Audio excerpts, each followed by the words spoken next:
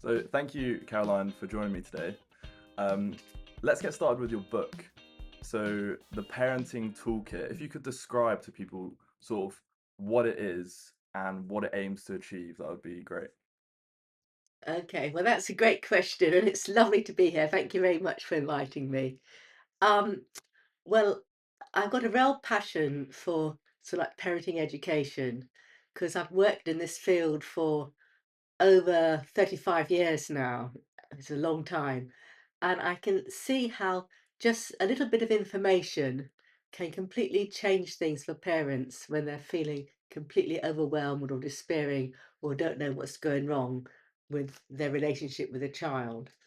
And parenting is a very complicated business. I always think kind of like, if you're a pig farmer and you wanted to set up a pig farm, you'd probably get lots of manuals in order to do it. Whereas when you have a child, you don't get any support really, or a manual or anything. So this was kind of like a manual, which I wanted to give to parents when, when they have children. Um, and I suppose, yes, so I wrote it so that everybody would have access to this information because, information is power really. So that, and it's not rocket science either. Some of it is quite kind of obvious stuff. But I think also if your own childhood hasn't been brilliant, or if your own parents were, because of their own parents as well, and it goes back and back and back through generations, weren't able to give you what you needed, um, it's quite difficult then to be able to have make a new family script because you haven't experienced it. So this was to kind of help everybody really get on and improve the quality of their relationships with their children. And I also believe like in a 5% rule that if you just change things just a little bit, things can really transform. And I think I did it myself. I found parenting really difficult. I thought it'd be easy peasy. I thought I'd been a nurse, I was a psychologist. I thought, I should have got all the, groundwork covered. But actually it's not. It's a really complicated business. And, you've got to really be aware of your own emotions and your children's emotions and what's going on for them. So actually that's why I wrote the book. Yeah, that's brilliant. And the first chapter, I believe, is called like loving yourself. Or so. Yeah. Why did you find it important to do the very first chapter about loving yourself? Okay. Well, it was looking after yourself, or yeah, and loving yourself. But I think that as a parent, it's a very tough job. It's 24 hours, 7 days a week, all the time, and often parents get completely exhausted and never give themselves any time whatsoever. So being able to look after yourself, fill up your own cup with doing things that you like doing, even if it's only just having a hot bath by yourself with a candle or something, or even if it's just going and watching a bit of a football match or whatever it is, just spending a little bit of time every day just to look after your own needs is really important, really important. And often parents think they're being selfish if they do that, or they shouldn't do anything for themselves. But actually, if they're able to do something for themselves, then they're more happy in themselves and they're able to give more to their child. I see it like a cup. You're kind of filling up your cup with water or with resources, and then you've got resources to give to your child. So otherwise, it's like kind of having a flat battery. If you've got a flat battery and your friend asks you to jumpstart their car, you can't do it because you've got a flat battery. So it's the same sort of thing. You've got to look after yourself. It's really important. I find the whole world of of children and families and those sort of dynamics very interesting because um, it almost feels like when you have trauma or from parents, it almost gets passed down from generations, or perhaps like certain ways of certain behaviors get passed down as well. Um, what do you think like the single most like the biggest factor is that you see in why relationships are difficult between parents and children? Well, there's so many different things. I mean, I think family scripts is what you're saying. It's incredibly powerful. Like how you were brought up by your parents. I mean, they might have had rules about this and rules about that. and then how they were brought up, they might have, those rules will kind of pass down. And sometimes those rules kind of aren't appropriate for the next generation, or you have to kind of think carefully about your child and that your child is an individual, and having a sort of blanket idea how you parent just doesn't really work. I mean, parenting is an art, it's not like a science. And so kind of like, and what might work for one child, for instance, what might work for you, Sat, would be, I don't know, one way of, behavior management or one way of being treated. But for maybe another of your siblings, it would be the worst thing. So it depends very much on the child's makeup as well, how you parent a child. So I think sometimes so many things go wrong. And I think at the moment, what with the internet and what with social media and iPhones, that's changed things dramatically for the sort of for this generation that's coming up now. And what changes would that be? Would it be more of the sort of disconnect between parents and their children? Yeah, I think much more of the disconnect between parents and children and childhood becoming, it used to be like a play based, you'd be outside free play based, and now it's sort of becoming a bit more phone based, which means that children aren't interacting with each other all the time and aren't learning from each other, the ups and downs of relationships, but you've got to sort it out because you're going to play with them tomorrow. Whereas on phones, it's a bit more distant, and it's also very sort of compulsive as well, in that you feel if you're not on it all the time, then you're going to miss out on something really important. I'm curious what your advice would be to parents whose children are always on their phone and things like that. Because I remember, so I worked in a nursery for one summer. So I was looking after like kids at like 3 to 5 years old, and I remember so distinctively that throughout the day you'd be playing with them, but they'd obviously be so chaotic and all, and everyone's messing about, and it'd be so loud for like those 8 hours. And then for half an hour a day, we'd put them in front of a little iPad, and they'd watch a cartoon. And that is the only time in the day for a full half an hour that all of these children that were so rowdy and loud the whole day and messing about and normal kid things, they would be completely silent and just watch this cartoon for 30 minutes. So that kind of made me realize like the power that these devices had on children and sort of why parents might be doing it because obviously, if you're always having to look after a child and there's always noise and there's always things going on, sometimes that the parent might want a break, so they might give their children an iPad to sort of have a break. Now, do you think that that's okay, or what is there a balance? Like, how does that stuff work? Do you think ideally?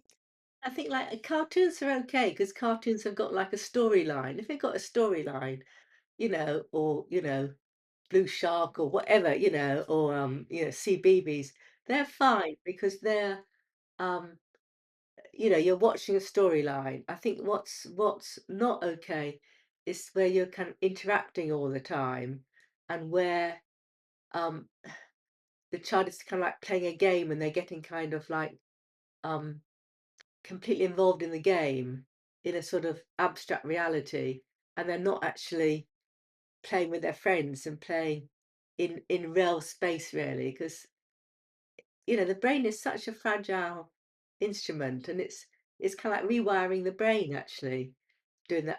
But actually watching the telly or watching, you know, an hour of telly or something like that, that's okay. But I think all the things like, like YouTube, where it's just very small little snatches all the time, it doesn't help children learn how to concentrate for long periods of time. And then when they play games and they go from one stage to the next stage, you get like a dopamine hit every time you kind of hit another stage and go to another stage. And then that can be, not great, because then you can get so upset when you have to come off it. And it's sort of like serves for like addiction in some way. Yeah, absolutely.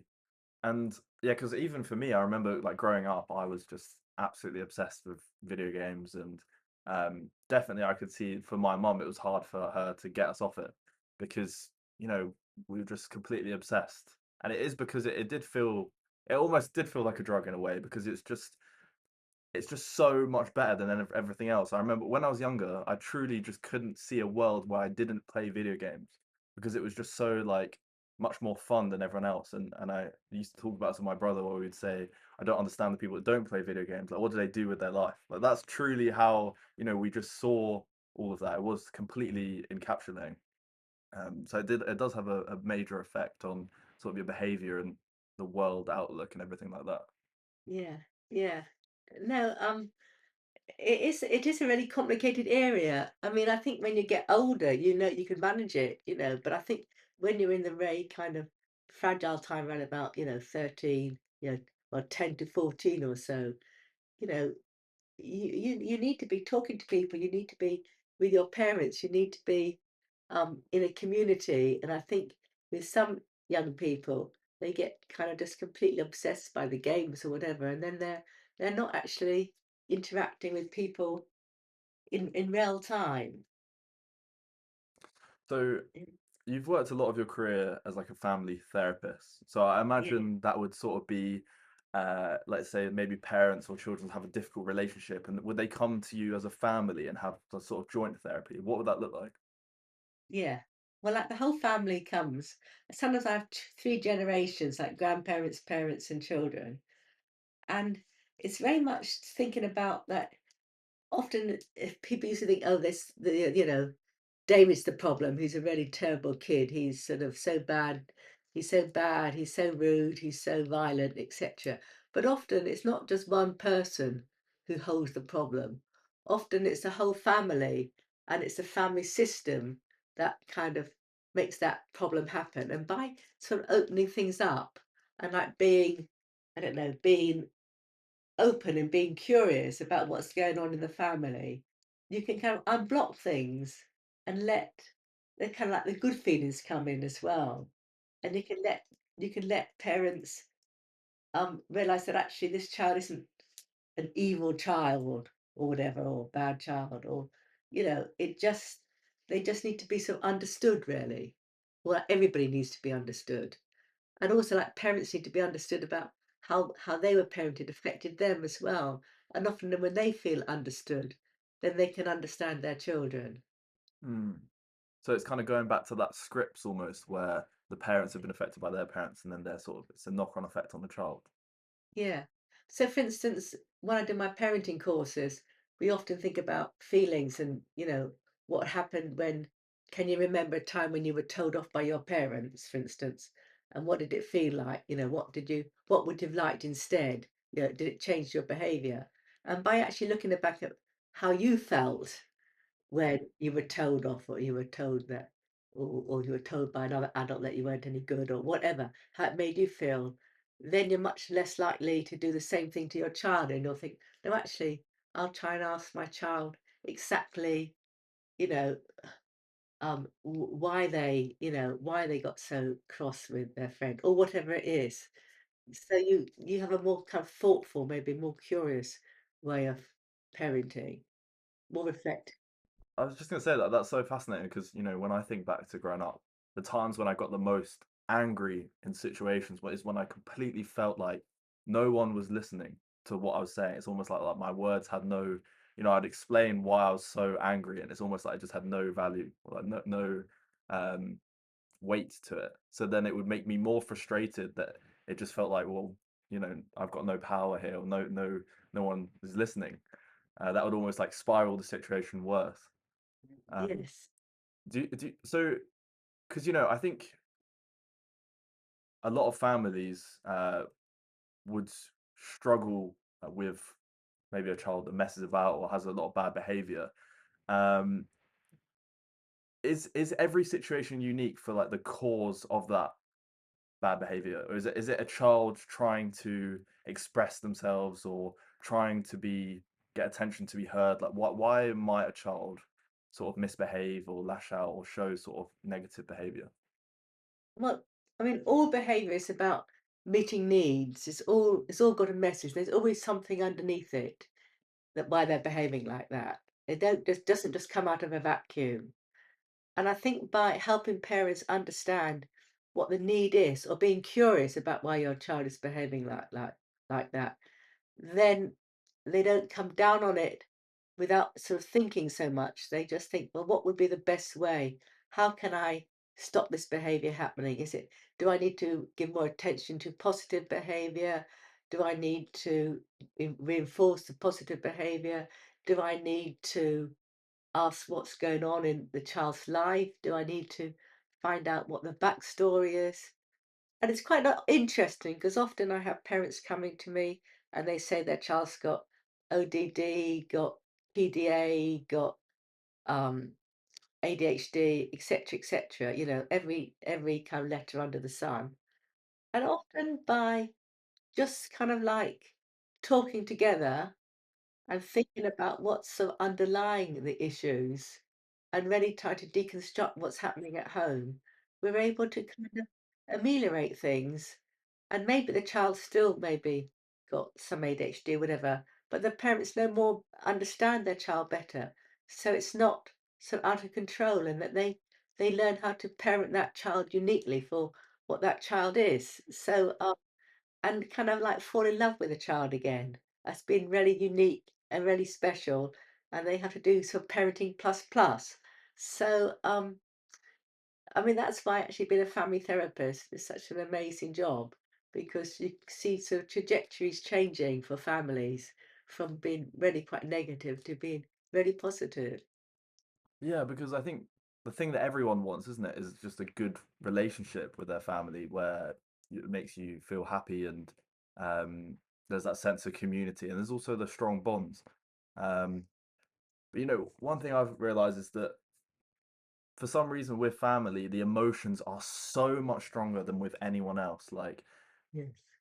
when you think about your relationship with friends, for some reason, there's just not that same sort of strong emotions as with family. It's almost like family sort of triggers those strong emotions that make at least me act differently than I would as as with my friends. Like I'm almost 24, but for some reason when I'm with my family, sometimes I'll act like I'm 12 years old. Or what? Why am I? Why does family bring out those sort of like almost childish behavior sometimes, or such strong emotions? Yeah, yeah. No, you're absolutely right. I mean, I think it is because when you're really close to somebody and you love somebody so much, you can be as horrible to them as you like in some ways. I mean, or you feel you can be. And so often I tell people, particularly for couples, like, treat your partner like they're your best friend, not like they're your husband or your wife, because often people can be so mean to the people that they love.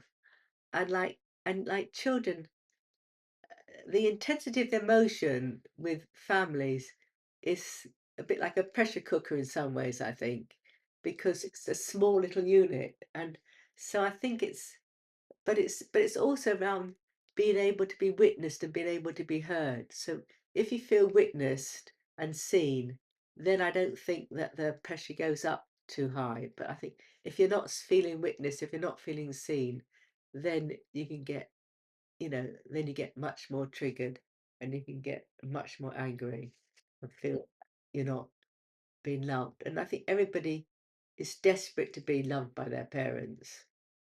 Vice versa. Every parent's desperate for their children to love them as well. So it's a sort of like, and then when things go wrong, you feel such a failure. Or parents feel such a failure if they feel that, something's not gone right with their child and then they blame themselves. And parenting is such a difficult task, and particularly if there are extraneous circumstances like having, a family script where there's been a lot of trauma or poverty or bad housing or being isolated. All those things make parenting so much harder.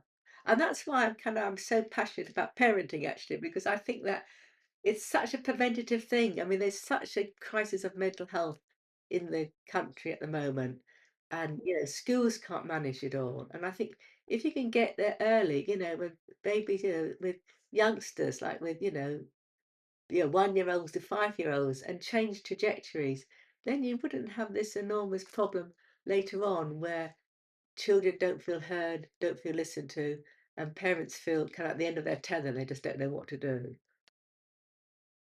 So for let's say there's a parent out there that feels like they have a strained relationship with their child, and they want to have a better relationship, a stronger relationship where Yeah. both parties feel happier. What piece of advice would you give to them to improve their relationship with their child?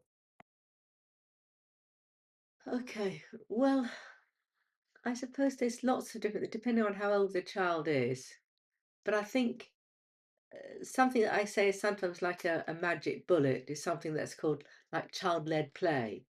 If you play with your child for maybe 10 minutes a day, it doesn't need to be more than 10 minutes because it's quite tiring because you have to give all your attention to the child and not take over, but just really be there 100%. So that you're just maybe doing a running commentary while they play, or maybe you're just saying the odd word, but really, but not asking any questions, not doing any interpretations, not even praising really. You're just really being there and witnessing the child. And children love that and they feel very validated. So that would be kind of like one thing for, a child up to 10 maybe. But then after, as they get older, maybe just spending some time doing something nice, whatever it is, and trying very carefully not to be critical, not say anything kind of critical. And then, so that'd be one thing. Another thing that I think is really, really important for for really improving relationships is being able to acknowledge feelings. So being able to say, look, I can see you're really upset because your friend wouldn't sit next to you at school today, didn't want to be your, didn't want to sit. That must have been really upsetting without sort of taking over, but just listening and just acknowledging the feeling without going into kind of action mode. Hmm. And what does that do? Well, that makes the person feel listened to and heard, and then they're able to sort it out themselves. Because then they can think, okay, he didn't want to sit with me yesterday, because he was sitting with somebody else. And, that was really upsetting. But actually, he is a good friend, and we do have good times when we do play together. And he was just sitting with somebody different. You're able to kind of like process it then, really, kind of process the feelings, and then you're not kind of like then you're not kind of feeling inadequate, because if somebody came in and said, "Oh gosh, well I'm going to phone up so and so's parent and say why is he being so mean," that it's still like being taken out, it's been taken away from you. So you want to sort of keep let the child feel some sense of agency as well. Because problems are very often like onions. I say that your child might say something, and if you go into sorting it out mode straight away, or problems, then you're not going to get down to the real problem, which is right underneath. Whereas if you acknowledge the feeling and listen, you'll slowly be able to get down to what the real issue is. I think it just feels so complicated because even as well, if you sort of take over and try and solve that problem, then perhaps the child would not learn how to deal with his own problems because it's almost like passing it on. It feels like every time an action's taken, it almost has a consequence. It's very difficult. It feels like there's so many complexities there that it's very difficult to make the right decision. Yeah, yeah. But I think if you get 30% right, you're doing okay, actually.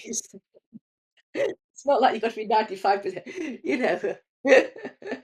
Children are very forgiving, or, it's a very, but I think it's just, but I think just acknowledging feelings can make such a big difference to families. And there's lots of things, like in my book, I've got like, 12 chapters, and they all cover a different issue about I don't know, around about discipline, around boundaries, around parenting styles and things like that, and about because parenting is a complicated endeavor, and we spend our lives doing it, but don't get any sort of training or any support around it. So, I don't have kids, so I can't really speak from experience, but I imagine that, when you have kids, you sort of want them to be a moral good person. So you'd have an idea of what type of person you'd want them to be. Yeah, Um, and then situations would come up, like maybe, the kid bit someone at school or, messed about or something like that, did something naughty. How do you deal with those situations? Is because there's this idea of praise and there's also this idea of discipline. Do you think that you have to do a mixture of both to effectively install a moral Like how would that sort of work? Well, I think it's a really good question you say. I mean, I think children learn how to behave very often from what they see modeled by their parents. So if they see their parents be, always picking up the litter and putting it in the bin, or always being nice to people, they and being pleasant or whatever, they'll pick that up generally as well. But I think there's two ways of doing it. One way is, which is how I work, is like trying to reinforce the positive. So like, lots of descriptive praise. So it's not just saying, um, well done, you're nice.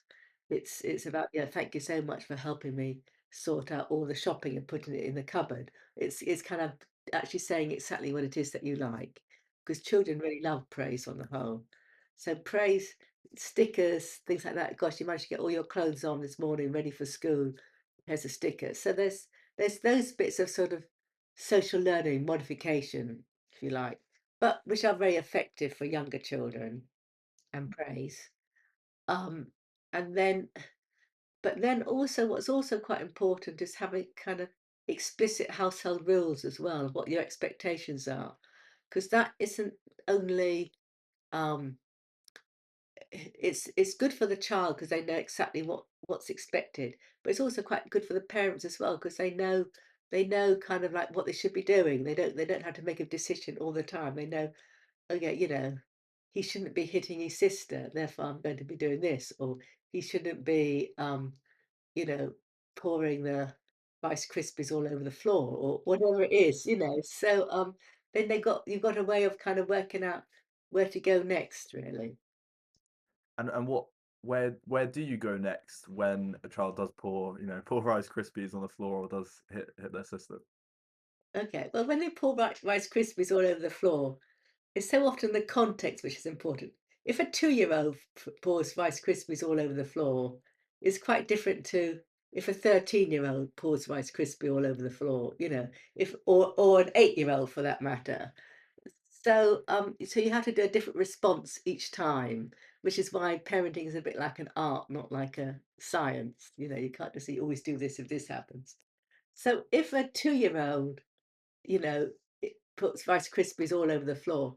That's very much about curiosity and learning, isn't it? And exploring it. They're not being an evil, you know, a malignant child or whatever, trying to kind of screw you up because making you. So they're kind of trying to explore what it's like walking on Rice Krispies.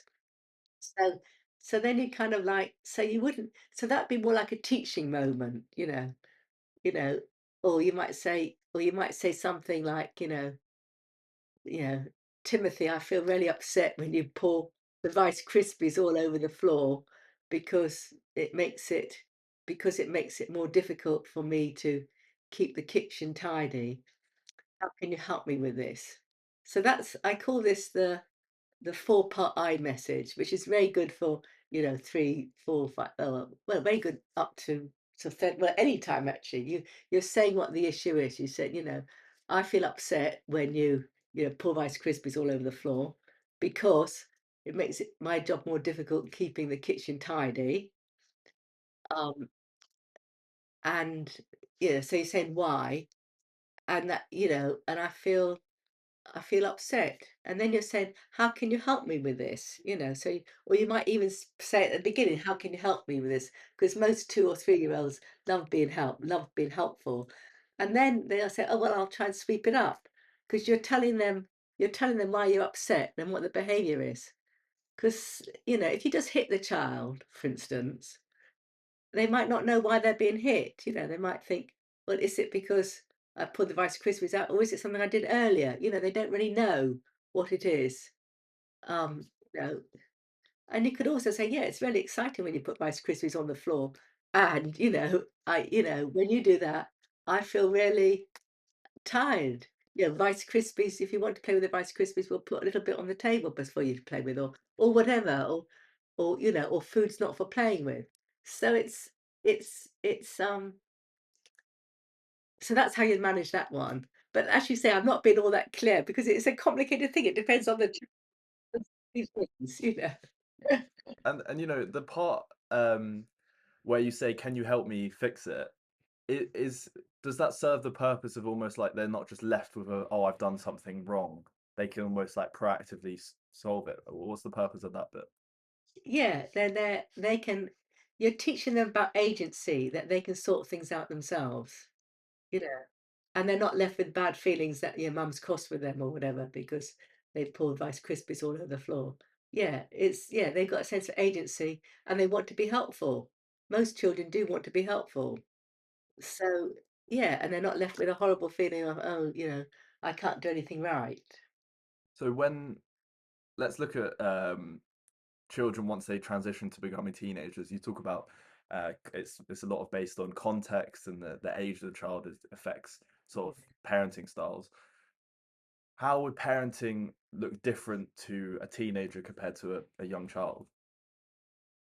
Well, it is very different. With a young child, often you can be quite kind of um authoritarian in a you give it more kind of like, this is my way, this is kind of more commands, I suppose. That this is the rules.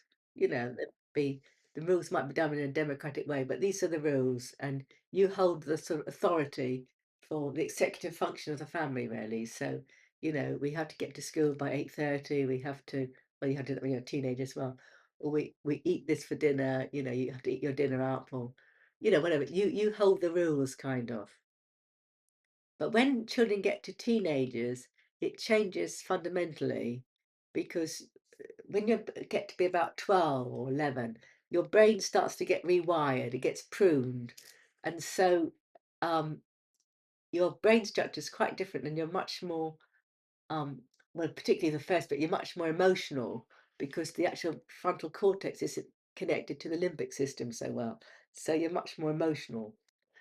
Um, but also, you've got to try and help the child transition into adulthood, and that adolescence is a kind of like the in-between phase. And so you've got to do much more negotiation about what what the rules are really. So for instance, if the child wants to go out to a party with their friends and you're not kind of sure about it because you don't know these friends all that well, you might say, look, I need to have the phone number of the parents of your friends so I know where you're going to be. Um, I'm going to collect you at, 10:30 or whatever time, so that because I need to feel safe as well, or I need to feel that you're going to be okay. Or you had to negotiate it. Okay, now you want to go up to London, but I want you to get on this train and I want you to come back on that train. And it's about letting go and negotiating, but letting the child spread their wings, but feeling safe that they're going to be okay. Why does like negotiating help? Is it because setting those sorts of boundaries means that the child feels like, oh well, my parents let me out, but I'll still follow these rules. It's not like completely just being pushed out of the nest. Like, what's the purpose of the boundaries?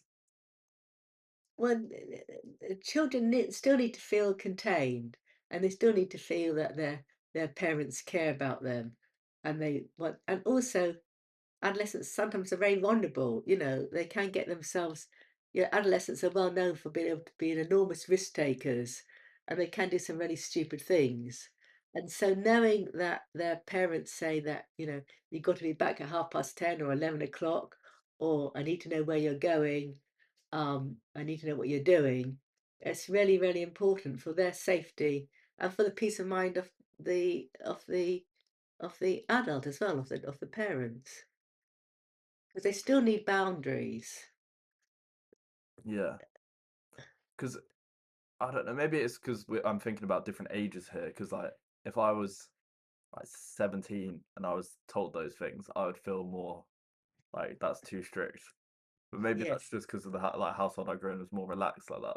There wouldn't have been those sorts of rules. I don't know. yes. But maybe when you were 14, though, maybe when you're 14, it's a different, there's like three stages of adolescence. There's the sort of 11 to 14, 14, 16, and then 16 to sort of 19. And so, I mean, that's where the negotiation comes in. But in the first stages, and maybe particularly for girls as well. Um, there's a bit of a gender difference there that you're maybe more protective and say, look, you need to be back by 10:30, whatever. But at 17, for a girl, I mean, it depends so much on context and whether the person's very streetwise or not streetwise, or or whether they're going to stick with their friends or whatever. But you know, young people can get into quite difficult situations quite quickly if they're not, you know, with either with alcohol or with drugs or whatever. And they have to be, they need to know as well that their parents care. They sometimes, I think a big mistake that parents make with adolescents is that they think, oh, they don't want any boundaries. They don't want any, they don't really want to see me. They don't really care any longer. Our job's over. But actually, it's not over. Adolescents still need their parents, still want to stay connected, but it's a different connection. It's more kind of like, um, I don't know, it's more kind of like a consultant maybe connection that they want your advice and they want your support. It's not like it is when they were a young child, but they still need to feel that connection. I mean, and also they need to be able to kick against something as well. That's really important. And with uh like you don't want to be their friend, do you? How does that work? Like if you imagine, I don't know, would you want to be friends with your child? Like would you consider them a friend, or would you, is it that you're their parent? Because like you need those boundaries, you need to be their sort of the person that looks for after them. You're not the person, like, I don't know, maybe friend is too vague of a term. Do you kind of know what I'm trying to say there when I say friend? Yeah, yeah, yeah, yeah. I mean, you're definitely when they're young, you know, latencies of preteens, you're definitely their parent. You're not their friend. And when things go wrong, it's very often when the hierarchy in the family gets skewed in some ways, and whereby maybe one child gets sort of elevated to being kind of the same level as one of the parents, for instance, or the mother or whatever, and then they have too much power. So you're definitely not their friend. You're their parent. You've got to make sure they're okay, keep the boundaries, etc., etc. So that's when they're young. When they get older, so like teenagers, you're still the parent. You're still not their friend either. You can't go to the disco with your child, your 17-year-old. That would be, I think, a nightmare for most 17, 16-year-olds, or, going clubbing with your parents. That wouldn't be that much fun. But as they get older, maybe so after adolescence, you can be the friend, but you still got to stay a sort of consultant as well. It's you can be friend and consultant.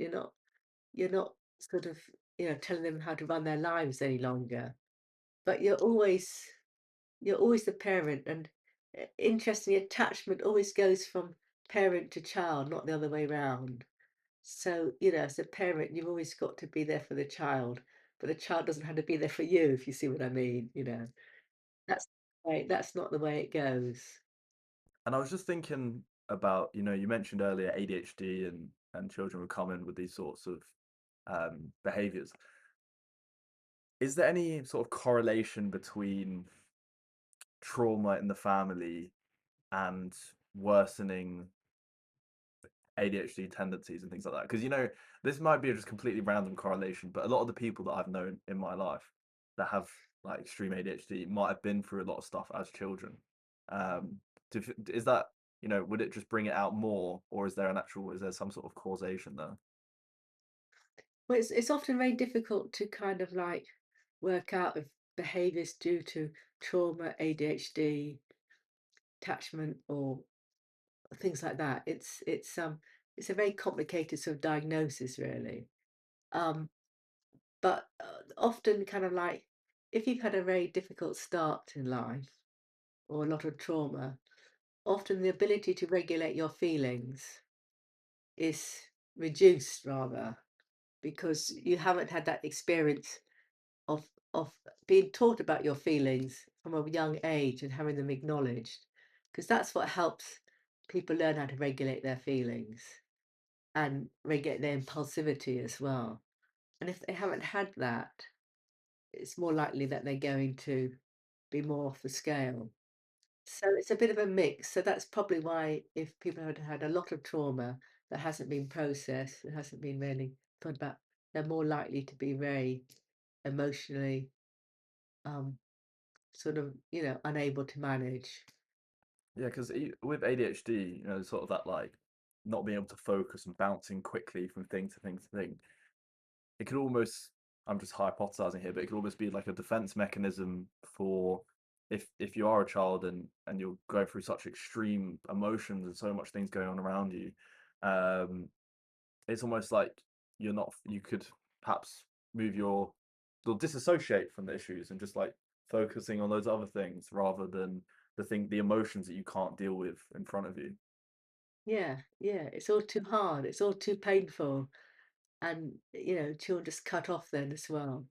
So it's so complicated, the human soul, isn't it? And what happens to kids. I know kids who are very, very difficult, schools find kids very difficult to manage, maybe when they're only 5, but they've had a really difficult time, a really bad start in life. And so it's not surprising that they find, fitting in with other people, etc., so difficult. They need very special very special parenting and very special schooling in some ways of really loads and loads of nurture. Because no child actually likes being horrible or being naughty or squeamish, and it's horrible feeling that angry. So it's not like it's a choice really. It's when they feel completely flooded. It's like, if you ever felt really angry and stuff, and you suddenly feel that you're kind of overwhelmed and you know what you're doing isn't going to help, but you can't stop yourself.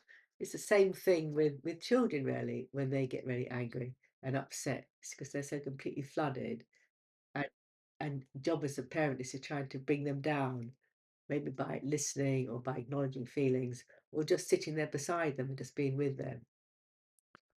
And is something that you talk to parents about, maybe this is more for older people, but attachment styles.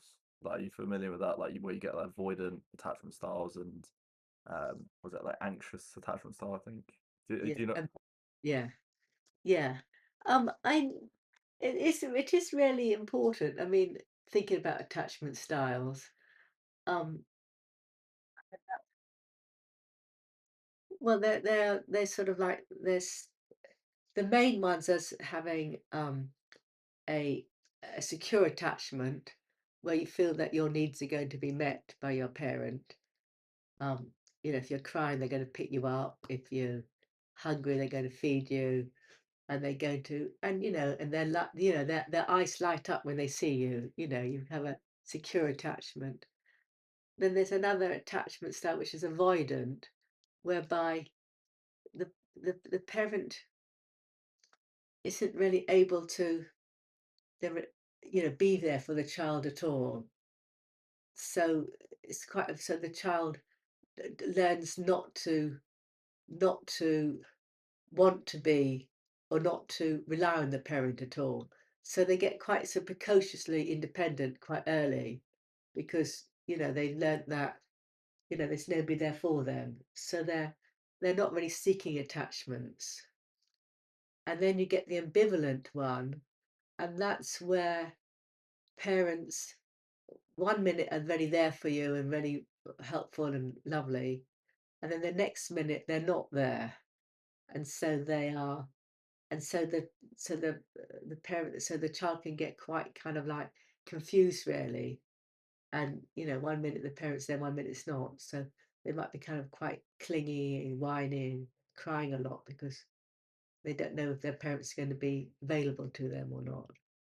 And then there's the disorganized attachment, which is more kind of when there's been a lot of trauma and abuse and stuff, whereby the attachment style gets incredibly confused for the child, which is why you're saying that people have had a very tough upbringing earlier on, they often find it very difficult to manage their own feelings and to feel okay in themselves, really.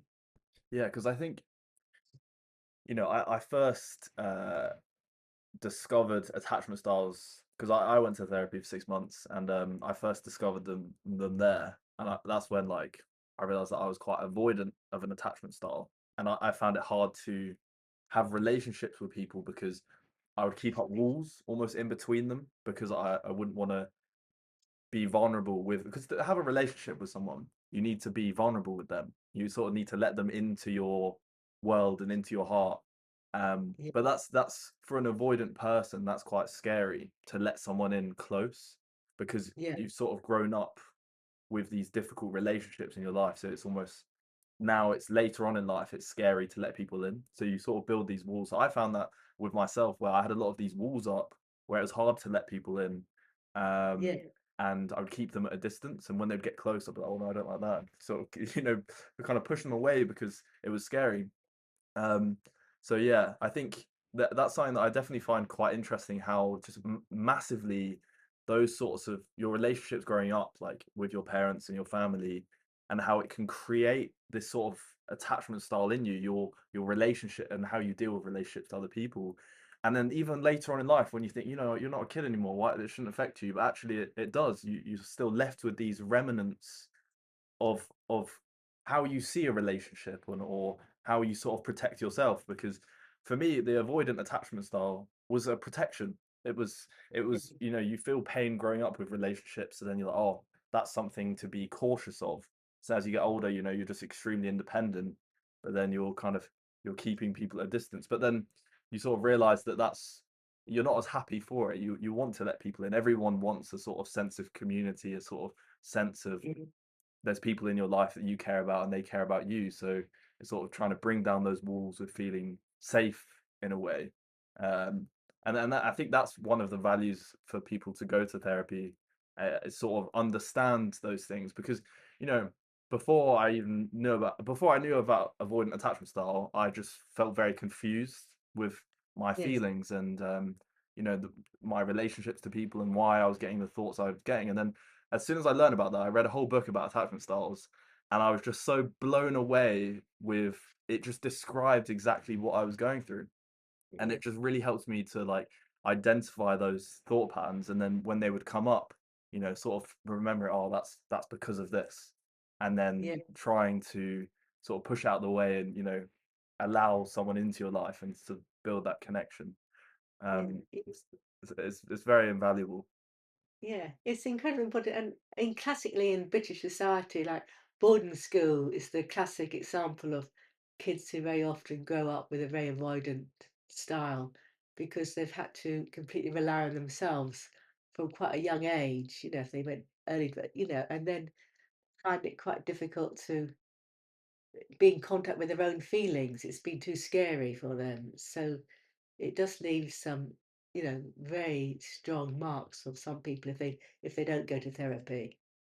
Yeah, I spoke to someone the other day. He came on the podcast, and he went to boarding school, and I was asking questions about it because I was, just curious, asking like, you leave your parents from a young age. Surely there's sort of you've just lost your role models, the people that look after you emotionally. And he said that there's sort of I can't remember the exact terms, but it's like a woman and a man that sort of run the house, called like a maitre dame or maitre d' or something like that. And they're almost like your surrogate parents while you're at the boarding school, where they'll be your like mum and dad at the boarding school, and they're there for your Mm, like emotional needs. And a lot of the kids would have relationships and visit them after they leave boarding school because they're sort of like their parents. So yeah, it's almost like they're aware that they've taken away their parents, so they're trying to replace them, but for a whole school of, or a house of kids. yeah, yeah. It's interesting for people with some mental health, for children, for young people. If you have one person, that's it. If you have one person who's sort of attuned to you and is looking after you and is holding you in mind, that can undo an awful lot of the trauma or the bad stuff that you might think you would get. It just needs one person who is attuned to you, who really understands you. Doesn't have to be your parents, it can be somebody else. That can be all that you need to kind of grow up to be, a healthy, happy person, really. And I think having parents who are emotionally attuned, it's all about attunement. It's such a, it's like I say, it's to parents, it's like giving somebody a jeweled box in their heart. You know, they've got that jeweled box full of, you know, because they've got that in them of feeling that they are really loved and really cared for, and that they're important just because they're who they are. They don't have to prove themselves, but they are, you know, they have a working model that I am loved and the world is a nice place. It's really important. Yeah, I think it's very exciting because I want loads of kids. I mean, me and my girlfriend would talk about kids all the time, so I think we're quite excited to have it. But I think it is also a sort of a daunting thing because you don't know how life will change, and you don't know how to raise a kid. As you said, like there's no sort. Most people you don't really usually get a guide. Um, but I'll I'll send you my book, Zach. I'll send you my book for free. You'll get my book for I'll learn how to raise a kids well. free. Yeah.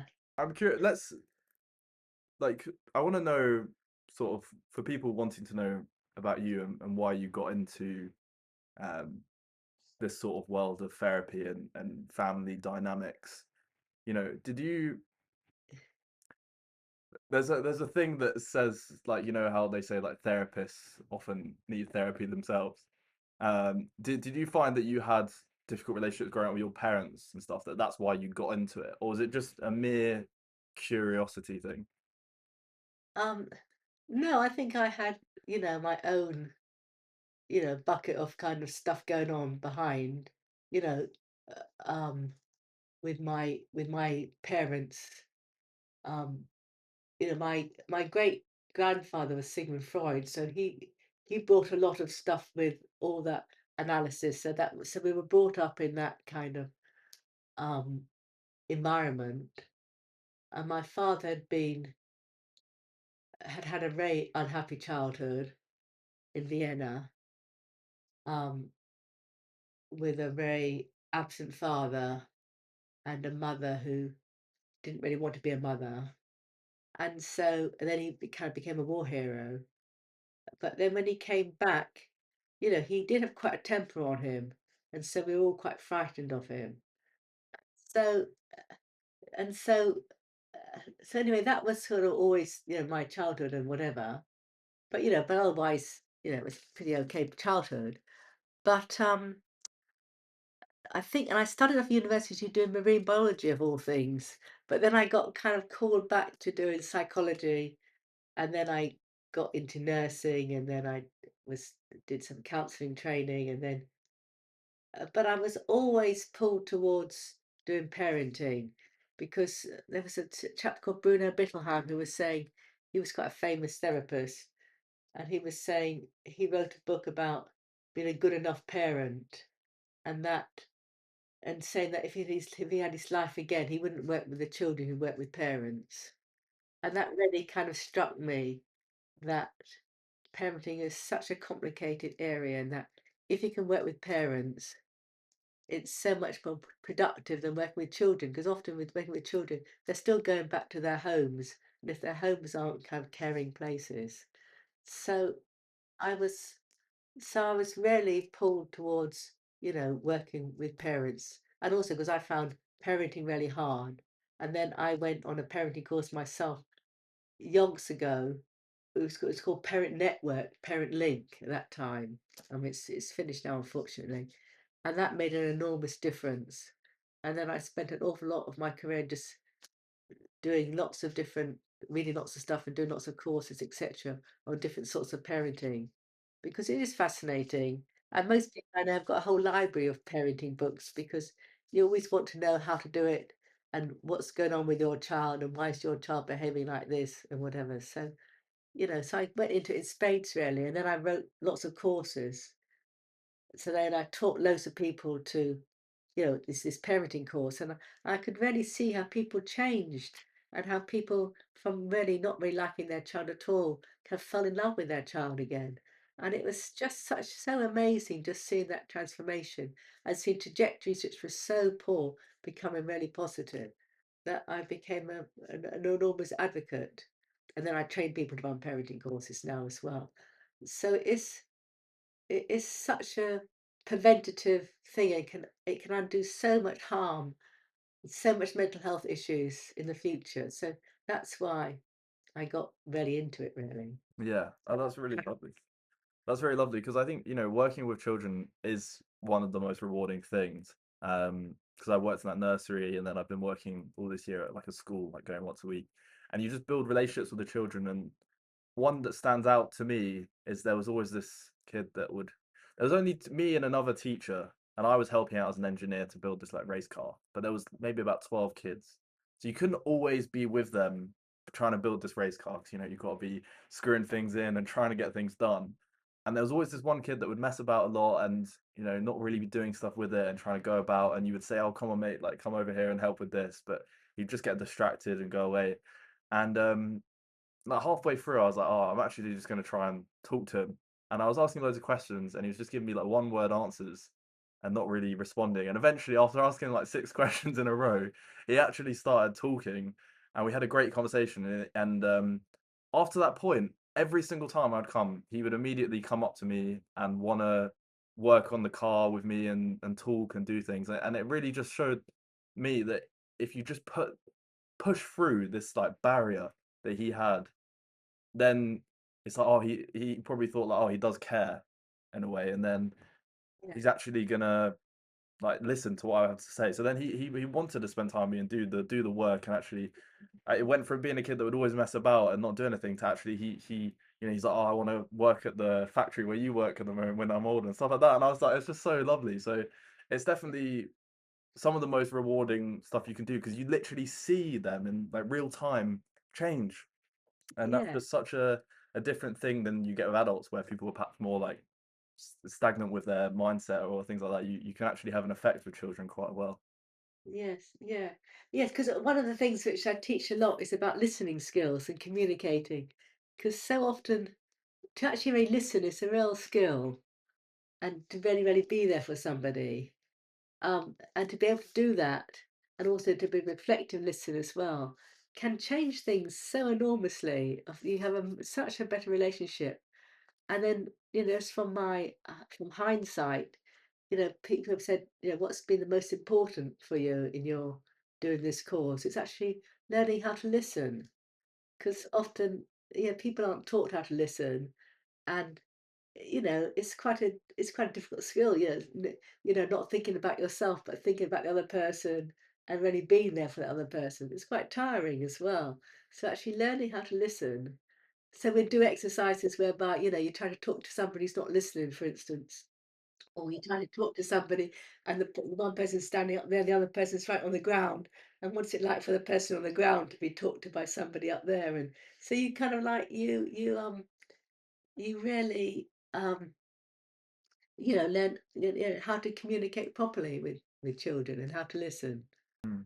Yeah, that's super interesting because even when I think about trying to talk to people that you can really tell they're not listening, it's so draining even for trying to talk to them because you're like, oh, this is just painful, isn't it? They don't even want to be here, sort of thing, or like they don't care. It's just you just kind of Yeah, like you just, oh, whatever, I'll just move on. yeah, It's really obvious when someone is not actively listening compared to when they are.